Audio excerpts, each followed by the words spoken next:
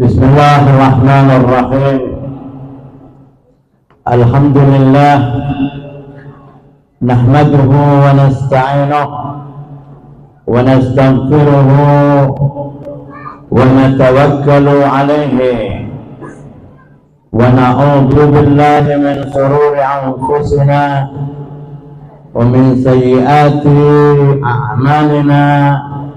Man yahdihillahu fala mudilla lahu wa man yudlil fala hadiya lahu. Wa afdhalus salatu wa atammu taslim ala sayyidi rabbil alamin habib qulubina wa syafi'ud dhunubina wa qurratu a'yunina Abul Qasim Mustafa Muhammad.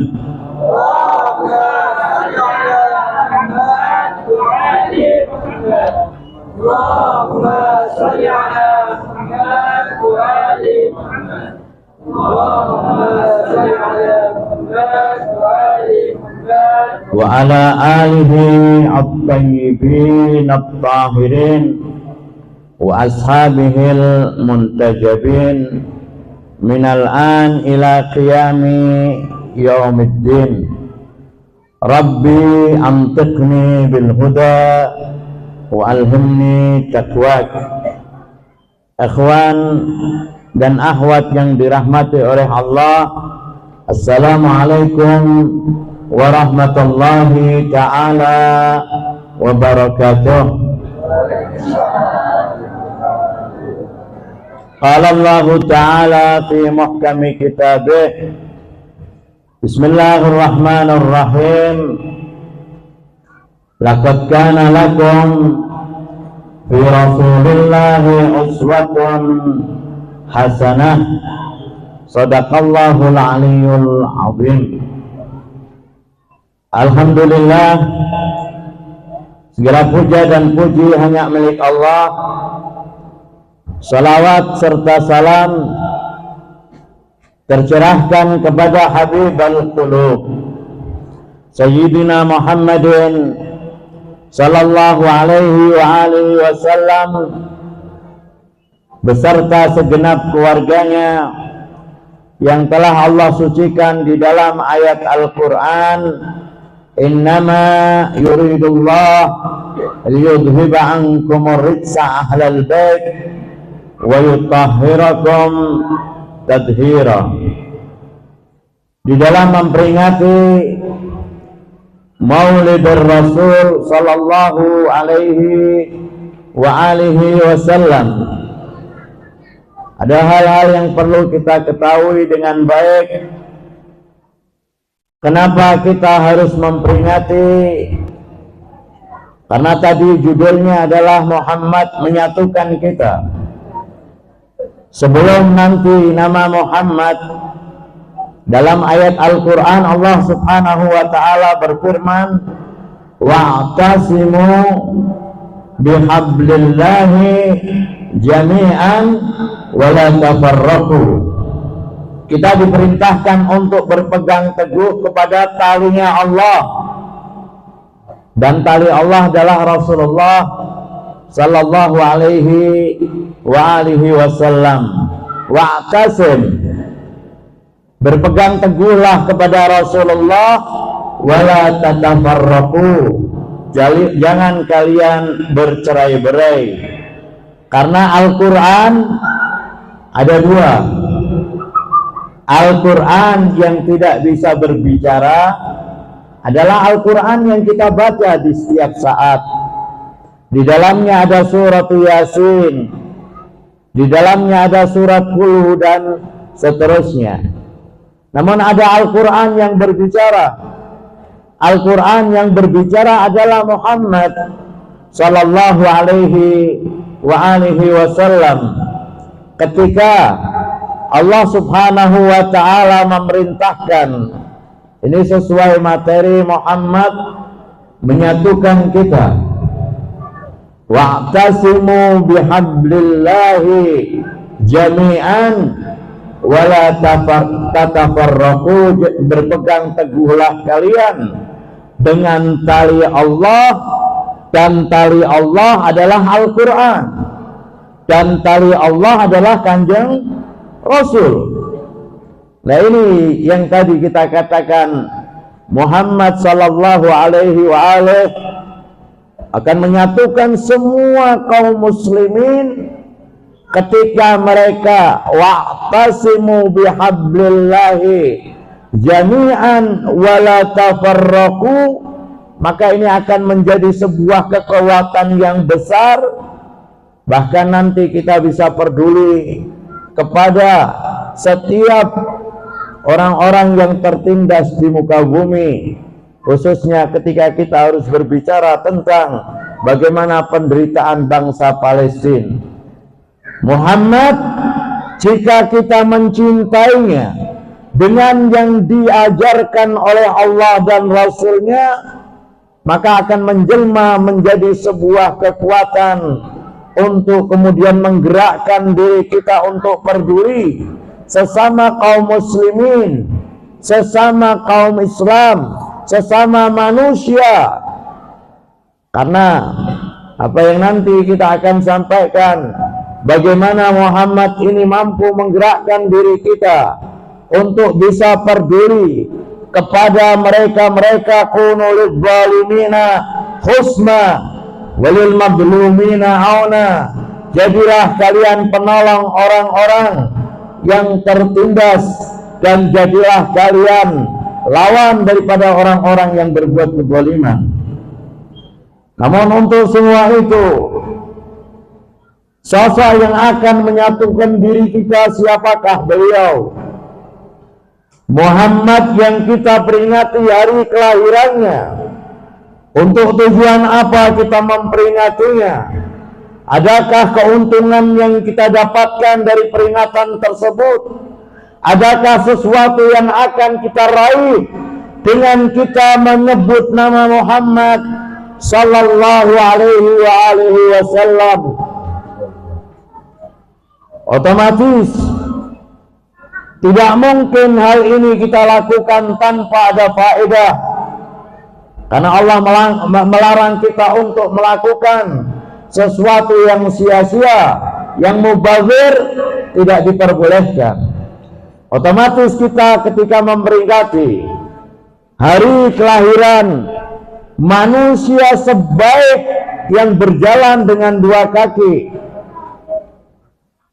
saya ingin menukil, sebelum nanti kita berbicara bagaimana Muhammad menyatukan diri kita, saya menukil sebuah bait syair dari Al-Imam Abu Hanifah tentang kecintaannya kepada Rasulullah sallallahu alaihi wasallam.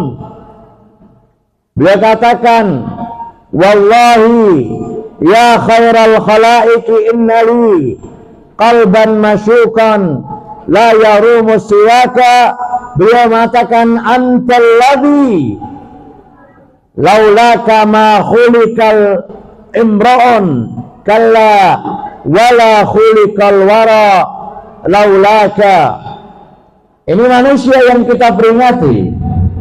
Menurut kacamata Al-Imam Abu Hanifah, antal ladzi laulaka, engkaulah yang jika bukan karena engkau, maka alam semesta tidak akan pernah diciptakan oleh Allah subhanahu wa ta'ala. Abu Hanifah satu persatu menguraikan, di saat Adam tergelincir kemudian dia bertawasul, maka Adam bertawasul binuri bahaka, dengan cahaya keagungan Muhammad sallallahu alaihi wasallam. Loh, kok bisa Kanjeng Rasul belum lahir, namun kenapa ditawasuli oleh Adam? Bahkan Al-Imam Abu Hanifah menyebutkan satu persatu dari nabi-nabi yang bahkan mereka tergolong ulul azmi, mereka berhutang budi kepada Rasulullah sallallahu alaihi wasallam. Berarti di dalam Simtud Durar, kalau kita membaca riwayat di dalam Simtud Durar, Jabir bin Abdullah al-Ansari bertanya kepada Kanjeng Rasul, "Ya Rasulullah, makhluk yang pertama kali diciptakan oleh Allah siapa?" Faqala Jabir, faqala Rasulullah, "Ya Jabir, sesungguhnya makhluk yang pertama kali dicipta oleh Allah adalah cahaya Nabi Muhammad." Saya ingin kuatkan, ini riwayat dari Jabir bin Abdullah al-Ansari, bahwasanya sebelum alam semesta Rasulullah mengatakan, "Aku dicipta oleh Allah 2000 tahun sebelum alam semesta tercipta. Aku dicipta oleh Allah 2000 tahun sebelum Allah menciptakan Adam." Berarti wujudnya Rasul sudah ada atau belum? Sudah. Ini yang di dalam ayat Al-Quran Allah mempertanyakan, menguji. Dikarenakan malaikat bertanya, "Ya Rabb, kenapa engkau perintahkan kami sujud kepada manusia yang memiliki kebiasaan membuat keonaran, sedangkan kami adalah makhluk-makhluk yang senantiasa bertasbih kepadamu?" Ini bukan protes. Ini malaikat bertanya. Kemudian diuji. Ada malaikat, ada iblis, ada Adam. Kemudian ambi'uni biasma'i haula, tunjukkan kepadaku siapa nama-nama tersebut, nama-nama mereka. Aneh kan? Adam, para iblis, para malaikat, lalu diuji oleh Allah dengan nama-nama tersebut. Di dalam riwayat dikatakan kalau nama tersebut adalah cahaya Muhammad sallallahu alaihi wasallam. Sayyidina Ali bin Abi Thalib bertanya, "Ya Rasulullah," atau Rasul mengatakan, "Ya Ali, tahukah engkau kenapa para malaikat sujud kepada Adam?" Imam Ali mengatakan, "Aku tidak memiliki ilmu kecuali engkau beritahu kepadaku, ya Rasulullah." Maka Rasulullah bersabda, "Bukan dikarenakan Adam mereka sujud, namun dikarenakan aku berada di tulang rusuk Adam, makanya Adam disujudi." Adam disujudi dikarenakan Adam mengenal namaku. Tadi, ambi'uni biasma'i haula, tunjukkan kepadaku siapa nama-nama mereka. Lalu Adam mengenalkan satu persatu nama-nama tersebut. Lalu darinya Allah perintahkan, "Usjudu li Adam," fasajadu illa, siapa yang enggan? Iblis. Kita cari di dalam ayat lain, Allah mengatakan menegur iblis. "Wahai iblis, apa yang menjadikan dirimu enggan bersujud?" Ayat ini membuktikan ada makhluk yang tidak sujud di saat itu kepada Adam. Ada makhluk yang tidak sujud kepada Adam di saat itu. Apa yang menjadikan dirimu enggan sujud kepada makhluk? Khalaqtuhu biyadi, Allah mengatakan, aku menciptakannya dengan tanganku sendiri. Astakbarta am kunta minal alin, apakah kamu ini sedang takabur atau kamu menganggap dirimu sebagai golongan orang-orang yang tinggi derajatnya? Al-alim. Lah, al-alim di dalam ayat ini adalah cahaya Rasulullah sallallahu alaihi wasallam. Kemudian Imam Abu Hanifah melanjutkan, ini tadi baru Adam. Antal ladzi lamma tawassala Adamu min zallatin bikafaza wa huwa abaka, diterima, sedangkan Adam adalah ayahmu. Namun Adam butuh bertawassul kepada Kanjeng Rasul. Kemudian dikatakan wabika Khalil. Siapa Khalil? Khalil ini siapa? Nabi yang mendapat julukan Al-Khalil siapa? Nabi yang mendapatkan julukan Al-Khalil. Wabika Khalil da'aka fa'adat naru bardan waqad khumidat binuri bahaka. Ibrahim Al-Khalil dibakar dengan api, fa'adat naru, apinya menjadi padam. Padamnya api untuk Ibrahim dikarenakan cahaya Muhammad sallallahu alaihi wasallam. Kemudian juga menyebut nama Nabi Allah Isa, wabika al-masir ata basyiran muhbira, datang dengan membawakan kabar kebahagiaan. Di dalam Al-Quran dinukil ya'ti min ba'di ismuhu Ahmad. Ini ada di dalam Injil. Akan datang seorang utusan Tuhan yang bernama Ahmad. Makanya kalau para dai ketika membuka ceramahnya, mereka mengatakan alladzi sumiya fis sama'i bi Ahmad. Yang di langit disebut dengan julukan Ahmad, yang di bumi disebut dengan julukan Muhammad. Ini Nabi yang kita peringati. Menurut Imam Abu Hanifah, sedemikian tinggi kedudukannya, bahkan sebelum wujud manusia, di mana beliau berupa cahaya. Cahaya ini sudah memberi arti untuk sebuah kehidupan, dan ini yang kita mendapatkan riwayat baik di dalam hadisul kisah atau di dalam riwayat-riwayat yang lain yang masyhur, muttafaqun alaih baina kaum muslimin, secara keseluruhan bahwasanya Rasulullah yang pertama adalah makhluk yang pertama dicipta oleh Allah. Kemudian yang kedua, kesepakatan yang kedua, bahwasanya alam semesta diciptakan dikarenakan Muhammad, sebagaimana Imam Abu Hanifah riwayatnya gini, laulaka ya Muhammad lama khalaqtul aflak. Selanjutnya, alasan kita menghadiri acara yang semacam ini,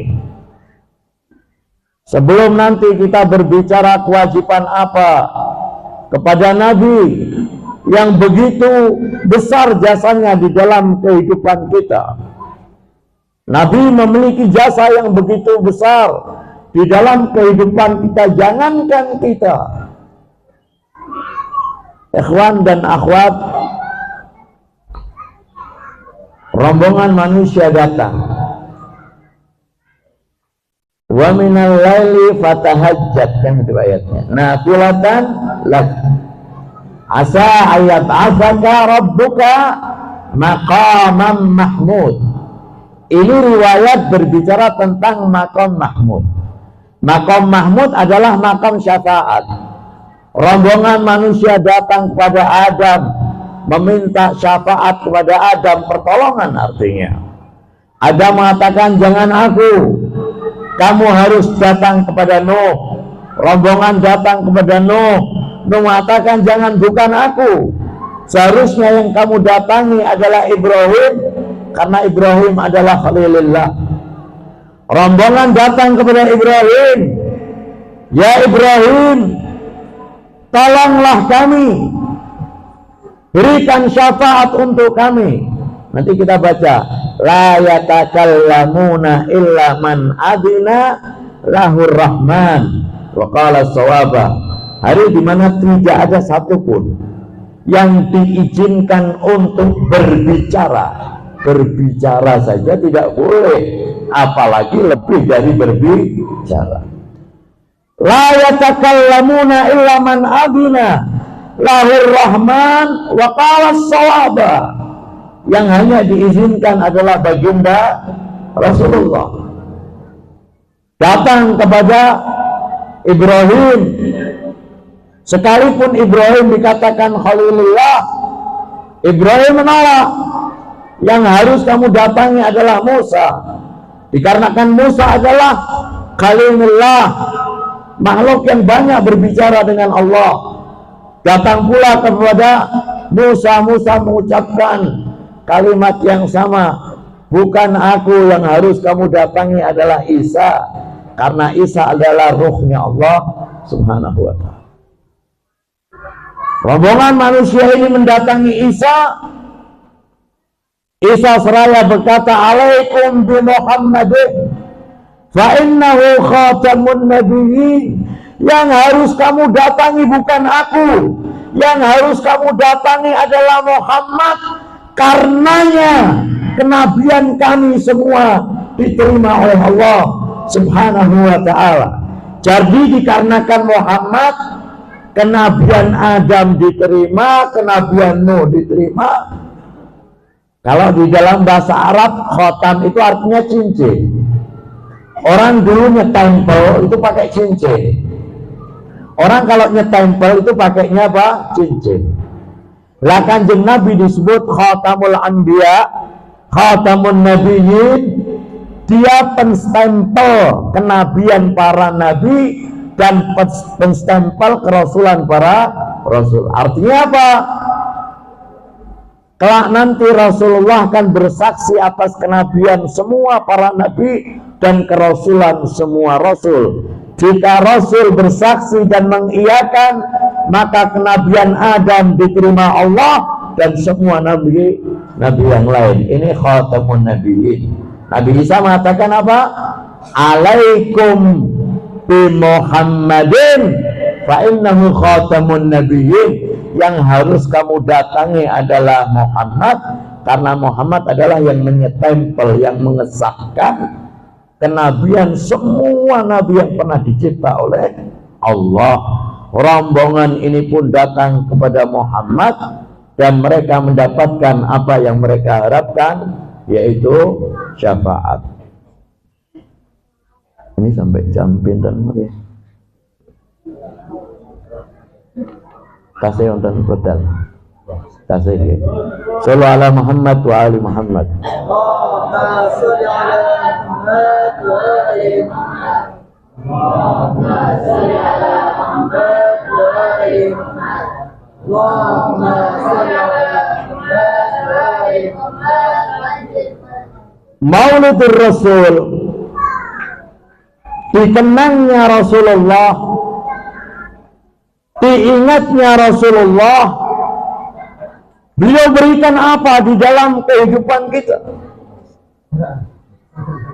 Tadi kalau kita membaca Simtud Durar ada kalimat gini, ya nafsu la taqnati min zallatin azumat innal kaba'ira fil ghufranika lamani. Kan itu. Ya nafsu, wahai jiwa-jiwa, la taqnati, jangan pernah berputus asa. Sebesar dosa apapun yang kalian miliki akan sirna di hadapan Rasulullah Sallallahu Alaihi Wasallam. Ini yang kita dapat dari manusia yang kita peringati kelahirannya di malam yang mulia ini.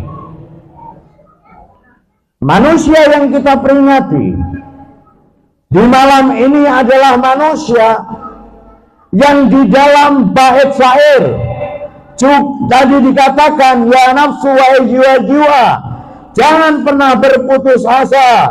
Sebesar apapun dosa yang kalian miliki akan sirna di hadapan kebesaran Rasulullah. Makanya kita gini, tawasalna bismillah wa bil hadi bersama wa kulli mujah bi ahlil tawassalna, kami bertawassul. Kalau versi Al-Qur'annya wabtahu ilaihil wasilah, jadikan kanjeng Nabi perantara. Kalau versi ayat yang lain wa ma arsalnaka illa rahmatan lil alamin, ini versi yang lain. Dalam ayat Al-Quran disebut dengan tawasul, disebut dengan Nabiur Rahmah, Nabi yang keberadaannya adalah jembatan antara kita dengan Tuhan. Wahai jiwa-jiwa, jangan pernah berputus asa. Sebesar apapun dosa yang kalian miliki akan sirna di hadapan Rasul. Berarti kanjeng Nabi bisa mengampuni dosa kita atau tidak? Yang mengampuni Allah. Namun yang ketika yang meminta adalah baginda Rasul, semua dosa kita akan sirna atau tidak? Ayo buktikan. Barang siapa yang bersolawat kepadaku dengan satu solawat saja, ini banyak riwayat, akan Allah balas 10 solawat, akan Allah balas 1000 solawat, akan malaikat balas 10.000 solawat dalam 10.000 shaf. Barang siapa yang bersolawat kepadaku dengan satu solawat saja, nah kalau satu solawat saja didoakan 1000 malaikat dalam 1000 shaf, terampuni tidak dosa kita? Selain Nabi tadi tempat tawassul, beliau juga memberikan ampunan, mampu melenyapkan dosa kita, dikarenakan beliau adalah kuntum khairu ummatin ukhrijat linnas, sebaik-baik makhluk. Yang mengatakan sebaik-baik siapa? Allah, bukan ulama, namun Tuhan, Allah subhanahu wa ta'ala. Jadi ya nafsu la taqnati. Kemudian kita temukan ayat wa ma arsalnaka illa rahmatan lil alamin. Kemudian kita temukan ayat wabtaghi ilaihil wasilah. Tawasalna bismillah, bertawasul dengan kalimat bis wabil hadi. Siapa hadi? Kanjeng Rasul. Al-hadi adalah Rasulullah. Bertawasul kepada Rasulullah, dengan kita bertawasul sudah pasti doa kita akan diijabahi oleh Allah, bukan dikarenakan doanya panjenengan dan saya, bukan, namun dikarenakan kita bertawasul kepada Nabi sehingga kita mendapatkan imbas, menjadikan doa kita diterima oleh Allah subhanahu wa ta'ala. Ada untuan di dalam bait yang tadi kita baca. Kullu baitin an tasakinuhu laisa muhtajan ila suruju, kan gitu. Ya Rasulullah salamun alaik ya rafi'at sa'ni wa taraji. Ini jalan syair ini, kullu baitin, setiap rumah yang dihuni oleh Rasulullah, maka rumah tersebut sudah tidak butuh lampu-lampu yang semacam ini. Saya mau tanya, Rasul sekalipun sudah sedo, ayat Al-Quran mengatakan hidup atau tidak? Hidup. Wala tahsabanna alladzina qutilu fi sabilillahi amwata bal ahya.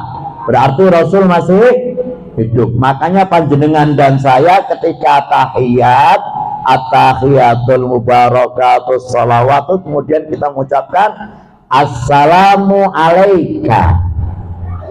Siapa? Assalamu alaika kepada siapa? Ayyuhan nabiyyu. Berarti kita salam kepada siapa? Tidak mungkin salam kepada yang sudah meninggal dan dia tidak menjawab salam kita. Tidak mungkin. Kepada yang dimana salam yang kita ucapkan kepada baginda Rasul, sudah pasti baginda Rasul menjawab salam kita. Kotornya telinga kita, kita tidak mendengarkan salam dari Rasulullah.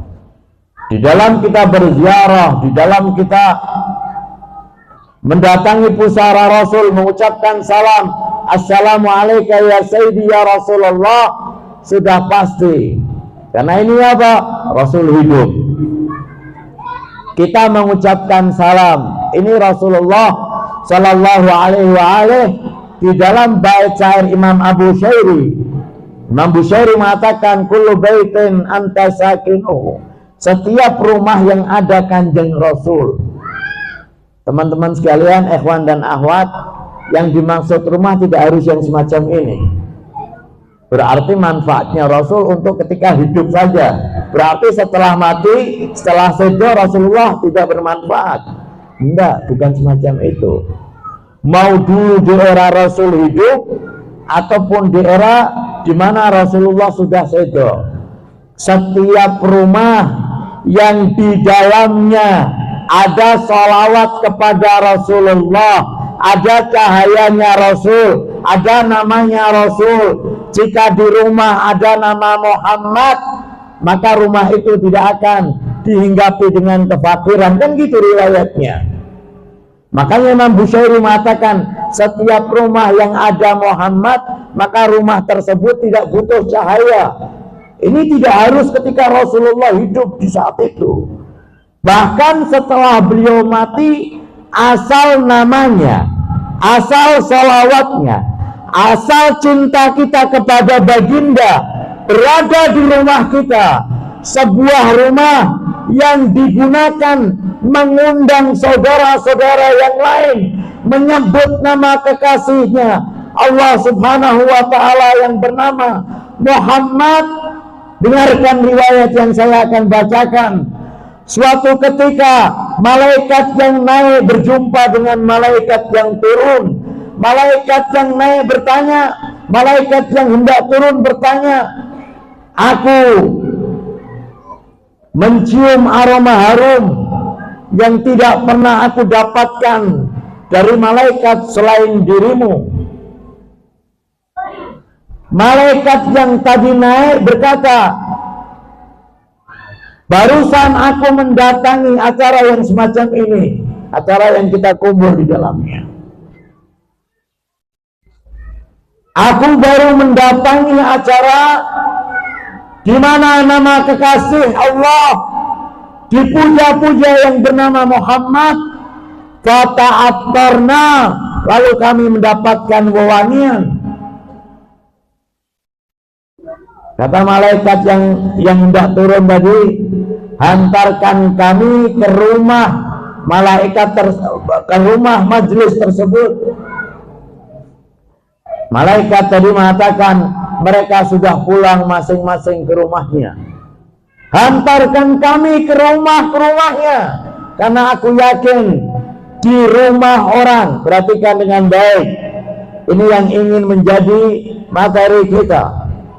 Malaikat ini mengatakan mereka sudah bubar, majelisnya sudah bubar, orang-orangnya sudah wangsul pulang ke rumah masing-masing. Malaikat ini mengatakan sekalipun mereka sudah bubar dari majelisnya, hantarkan saya ke rumah ibu yang tadi mendatangi maulid Nabi. Berarti kan bukan di majelisnya, di rumahnya. Hantarkan aku ke rumahnya. Aku yakin di rumah tersebut aku akan mendapatkan wewangian dari orang yang telah menghadiri acara. di dalamnya dipuja dan dipuji nama kekasih Muhammad sallallahu alaihi wasallam. Ini menghadiri acara yang semacam ini akan menjadikan malaikat tadi mendatangi rumah kita. Kalau malaikat datang ke rumah kita, otomatis tidak iseng mendatangi rumah kita untuk melindungi kita, untuk memintakan ampunan atas dosa-dosa kita. Saya secara pribadi memiliki keyakinan gini, siapapun yang punya saham pasti dapat hasil. Panjenengan duduk semacam ini, mau panjenengan niatkan pahalanya untuk orang tua, ibu dan bapak kita, atau tidak diniatkan kepada ibu bapak kita, sudah pasti otomatis pahalanya langsung mengucur kepada kedua orang tua kita. Kenapa? Karena mereka pemilik saham. Tanpa mereka kita tidak akan pernah ada. Tidak butuh harus diniatkan ini pahalanya untuk, maksudnya ketika kita hadir di majelis yang semacam ini, berarti majelis yang semacam ini, masih ada waktu enggak? Saya takut masih ada. Berarti majelis yang semacam ini mampu membawa wewangian yang menggugah malaikat mendatangi rumah kita untuk memohonkan ampunan kepada Allah atas dosa orang tersebut. Inilah yang tadi syairnya mengatakan, setiap rumah yang ada Muhammad, maka rumah tersebut sudah tidak butuh cahaya lagi. Dan rumah yang paling dicintai Rasul bukan rumah yang kita bangun dengan bata, bukan. Namun kita punya hati.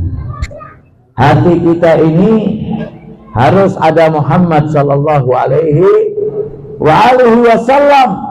Ketika di dalam hati ini ada Muhammad, lah hati inilah yang tadi kemudian yajma'una, Muhammad menyatukan diri kita, maka semua yang kita butuhkan akan terwujud. Jadikan Muhammad pemersatu, wa'tasimu bihablillahi jami'an wala tafarraqu. Jadikan Muhammad namanya,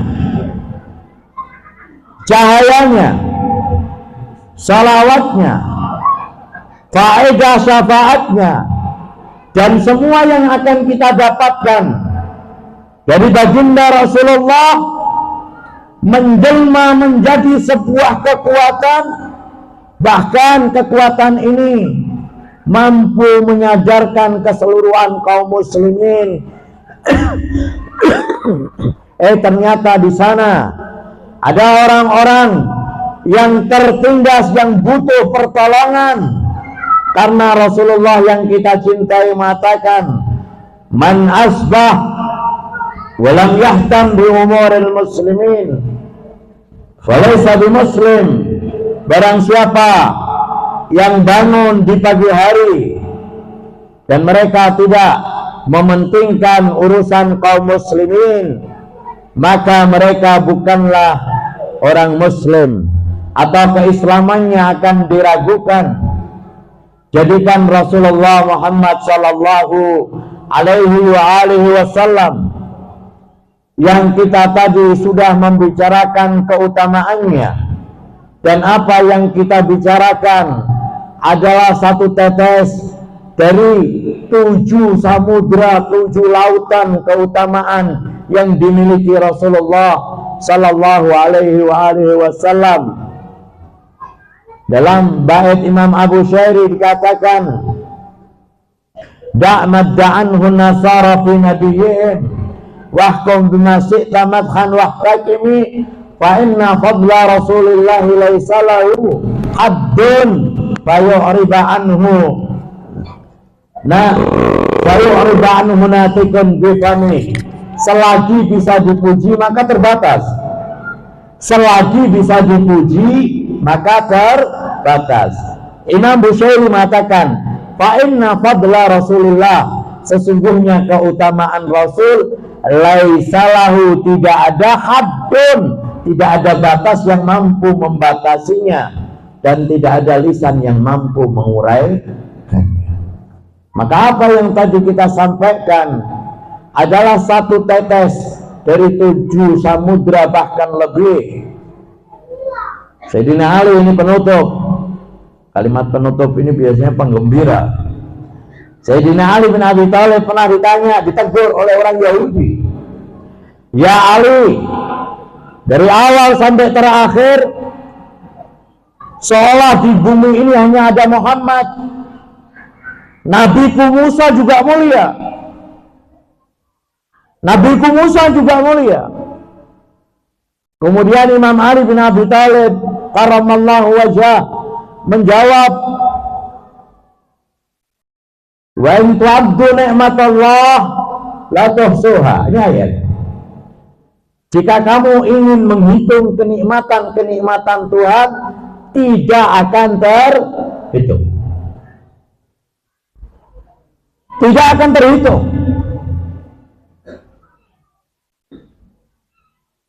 Kenikmatan Tuhan ini tidak akan terhitung. Mau pakai kalkulator atau yang lebih canggih dari kalkulator, tidak akan pernah mampu menghitung kenikmatan Allah. Bahkan Allah mengatakan, jika lautan kamu jadikan tinta untuk menulis, maka tintanya akan habis dan kenikmatan belum tertulis. Ini ayat yang pertama. Kemudian Imam Ali membawakan ayat yang kedua, wa ma mata'ud dunya illa qalil. Semua yang tidak bisa terhitung tadi di mata Allah apa? Qalil. Teramat sedikit, padahal tidak bisa dihitung. Ayat yang ketiga, beliau mengatakan, wa innaka la ala khuluqin azim. Sungguh benar-benar ada pada kepribadian Muhammad sesuatu yang agung, sesuatu yang agung. Tadi semua dikatakan sedikit, yang tidak bisa dihitung tadi sedikit. Namun sampai kepada baginda Rasulullah Sallallahu Alaihi Wasallam, Allah tidak pernah mengatakan. Allah mengatakan untuk semua kenikmatan yang tidak bisa terhitung sedikit. Namun tidak pernah mengatakan dan mensifati Rasul dengan kalimat sedikit, mensifati Rasul dengan agung. Yang mengatakan agung adalah yang maha agung. Penutup majelis, mudah-mudahan tersinari jiwa-jiwa kita dan kita mendapatkan syafaat dari baginda Rasulullah. Ada satu malaikat yang diberi luasan ilmu berjumpa di sebuah mi'rajnya Rasulullah, supaya nanti kita tahu seberapa agung Rasulullah Sallallahu Alaihi Wasallam, sampai kita mengatakan aku punya 5 nama. Jika nama ini aku sebut, maka bara api neraka akan dipadamkan oleh Allah. Satu di antara nama tersebut adalah Al-Mustafa. Jika antum bisa menyebut nama Mustafa, maka api yang menyala, bara api akan dipadamkan oleh Allah. Li khamsatun hukmuha ar-rajulul Al-Mustafa wal Murtada wabnaihuma wa Fatimah. Satu di antara nama tersebut adalah Muhammad. Malaikat yang tadi saya ingin akhiri pembicaraan saya, di sebuah mi'raj berjumpa dengan Rasulullah. Kamu ini siapa? Kok punya tangan yang banyak, jemari yang banyak sekali? Ya Rasulullah, aku adalah malaikat yang diberi ilmu yang teramat luas oleh Allah. Malaikat ini memiliki ilmu yang luas. Dari luasnya ilmuku, aku mampu menghitung butiran hujan yang pernah menyentuh ke bumi semenjak Allah ciptakan alam semesta sampai kelak nanti dikiamatkan. Coba perhatikan. Aku adalah malaikat yang diberi ilmu luas oleh Allah. Dari luasnya ilmuku aku mampu menghitung jumlah butiran air hujan yang pernah menetes ke bumi dari Allah ciptakan dunia sampai dikiamatkan kelak nanti. Namun ya Rasulullah, jika ada orang yang mengenalmu lalu mencintaimu lalu bersalawat kepadamu, demi Allah aku tidak akan pernah mampu menghitung seberapa besar pahala yang akan didapatkan bagi orang yang mengucapkan Allahumma salli ala sayyidina Muhammadin wa ali sayyidina Muhammad.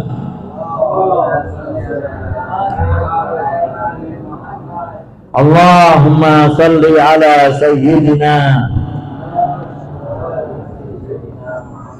Allahumma salli ala sayyidina Muhammadin. Semoga salawat yang kita utarakan, yang malaikat mengangkatkan tangan mengatakan ya Rabb, jika ada hamba yang mencintai Rasulullah lalu dia mendendangkan salawat, mengucapkan salawat kepada Rasul sebagai mahabbah dia kepada Rasul, demi Allah aku tidak akan pernah bisa menghitung berapa pahala yang akan didapatkan bagi orang yang telah bersalawat kepada baginda Rasulullah. Mudah-mudahan pahala salawat kita, pahala majelis kita, hadirnya kita mampu mengampuni dosa orang-orang yang telah berjasa di dalam kehidupan kita, secara khusus ayah dan bunda kita. Mudah-mudahan majelis ini membawakan sebuah keberkahan, memudahkan setiap rezeki kita atas barakat salawat kepada Rasulullah sallallahu alaihi wasallam, atas keberkahan majlis, atas menyebut nama kekasihnya Rasulullah sallallahu alaihi wasallam. Jika nama Rasulullah mampu memadamkan bara api neraka Allah, maka yakinlah Bapak dan Ibu sekalian, sebut nama Rasulullah untuk memudahkan segala perkara duniawi kita. Sebut nama Rasulullah di dalam kita meminta kepada Allah. Mintalah kepada Allah dengan bersalawat kepada baginda Rasulullah. Dengan kita bersalawat kepada Rasulullah, maka kita sudah bertawassul kepada Rasulullah, maka kita telah berperantara kepada Rasulullah, sebagaimana yang Allah sabdakan, wabtaghu ilaihil wasilah wal afu minkum. Wassalamualaikum warahmatullahi taala wabarakatuh.